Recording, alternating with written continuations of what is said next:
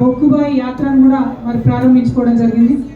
గౌరవనీయులు పెద్దలు HMS general secretary గారు అన్న రియాజ్ అహ్మద్ గారి సారథ్యంలో ఈ యాత్రను మొత్తం బొగ్గుబాయిలన్నిటి మీద కూడా చేపట్టబోతా ఉన్నాం. ఖమ్మం ఏరియాను పక్కన పెడితే మిగతా ఏరియాస్ అన్ని భూపాలపల్లితో సహా ఈ దఫా బొగ్గుబాయి యాత్రలో అందరినీ కూడా కలవబోతా ఉన్నాం. మరి ప్రధానంగా ఇవాళ తెలంగాణ రక్షణ సేన అనేటటువంటి ఒక కొత్త ప్రాంతీయ పార్టీని ఈ రాష్ట్రంలో ప్రారంభించుకోవడం జరిగింది. ప్రజలందరి ఆశీస్సులతోని ఏప్రిల్ 25వ తారీఖు నాడు మేము పార్టీని ప్రకటించుకోవడం జరిగింది. మరి పార్టీని ప్రకటించుకున్న తర్వాత రైతులకు సంబంధించి అనేక అంశాలను టేకప్ చేయడం జరిగింది. విద్యార్థులకు సంబంధించి స్కూల్ ఫీజుకి సంబంధించి అనేక అంశాలను టేకప్ చేయడం జరిగింది. నిరంతరం ఏప్రిల్ 25 నాడు పార్టీ ఆవిర్భావం జరిగితే నిరంతరం ప్రజల్లో ఉంటూ రైతుల సమస్యల గురించి మొదలు పెడితే అనేక సమస్యల మీద కూడా పోరాటం చేస్తూ వస్తా ఉన్నాం. మరి ఈ సందర్భంలో సింగరేణి మనోళ్ళు సైలెంట్గా ఉండండి, సాగర్ బాబు అందరికీ మనోళ్ళ తెలంగాణ రాష్ట్రాన్ని ఒక్కసారి మనందరం కూడా ఆలోచన చేసుకున్నట్టయితే ఈ రాష్ట్రంలో ప్రభుత్వ ఉద్యోగాలు విద్యతో ఎటువంటి సంబంధం లేకుండా అత్యధికంగా ఇచ్చినటువంటి ఏకైక సంస్థ సింగరేణి సంస్థ. ఇప్పటి నుంచి కాదు, 127 ఏళ్ల నుంచి ఈ తెలంగాణ గడ్డకు భూమ పెడుతున్నటువంటి సంస్థ సింగరేణి సంస్థ. మరి ఒకప్పుడు దాదాపు 1,00,000 మంది ఎంప్లాయీస్తోని అద్భుతంగా ఉన్నటువంటి సంస్థ ప్రపంచీకరణ జరగడం అయితే ఏంటి, పాలకుల నిర్లక్ష్యం అయితే ఏంటి, పాలకుల యొక్క ప్రపంచ బ్యాంకుకి దాసోహం అనేటటువంటి విధానాలు అయితే ఏంటిది, వీటన్నిటితోని సింగరేణిలో ఉన్నటువంటి కార్మికుల సంఖ్యను తగ్గించుకుంటూ రావడం జరిగింది. సరే, కొత్త కొత్త మెషిన్లు వచ్చినాయి, వాటిని వాడాల్సిందే, బొగ్గును తీసుకోవాల్సిందే, అందులో తప్పులేదు.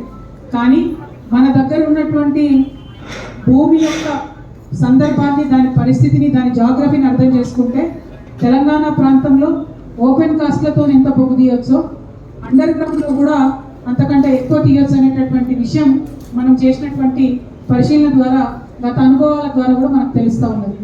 ఇవాళ హెచ్ఎంఎస్ కానీ తెలంగాణ రక్షణ సేన కానీ కోరుకునేది ఒకటే, ఒక పక్క ఓపెన్ కాస్ట్లో ఉంటూ మనం మార్కెట్లో కాంపిటీషన్ ఇస్తూ సంస్థకు కావాల్సినటువంటి బొగ్గును ఉత్పత్తి చేస్తూనే అండర్ గ్రౌండ్ మైన్స్ని కూడా అంతే సరిసమానంగా నడపాలి. దానితోని అనేక మంది తెలంగాణ యువతీ యువకులకు ఉద్యోగం ఇచ్చేటటువంటి ఆస్కారం ఉంటుంది. కాబట్టి అండర్ గ్రౌండ్ మైన్స్ని కూడా మనం కొత్త కొత్త వాటిని ఐడెంటిఫై చేసుకోవడం, వాటిని ఓపెన్ చేసుకోవడం అనేటటువంటిది ప్రధాన బాధ్యతగా పెట్టుకోవాలి. మరి ఇవాళ టీఆర్ఎస్ పార్టీ పెట్టినాం కాబట్టి మా బొగ్గుబాయిలో దిగుతున్నటువంటి ఖని కార్మికుల యొక్క ఆశీర్వాదం కోసమే ఈ బొగ్గుబాయి యాత్రను కూడా చేపట్టడం జరిగింది. బొగ్గుబాయికి సంబంధించి మరి తెలంగాణ ఉద్యమ సందర్భంలో కూడా మనం చెప్పుకునే వాళ్ళం చాలా బాధతో, దుఃఖంతో. మన తెలంగాణ బతికేంద్ర అంటే దుబాయ్, బొంబాయి, బొగ్గుబాయి అని చెప్పుకునేటోళ్ళం.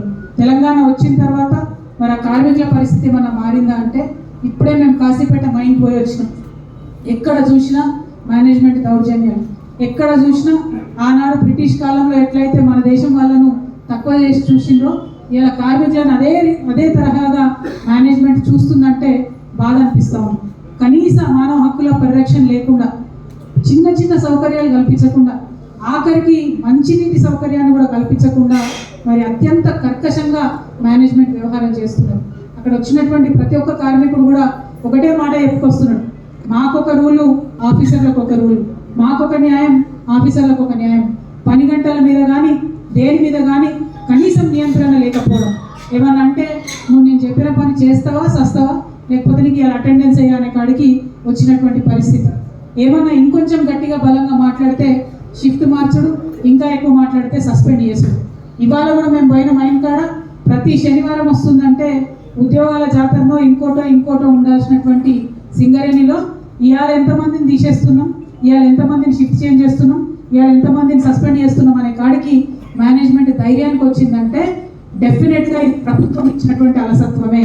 నేను కాంగ్రెస్ ప్రభుత్వానికి హెచ్చరిక చేస్తా ఉన్నా, ప్రభుత్వం మీరు జోక్యం చేసుకొని సింగరేణి సంస్థలో ఉన్నటువంటి డబ్బును దోచుకుంటున్నారు, సింగరేణికి బకాయి పెడుతున్నారు.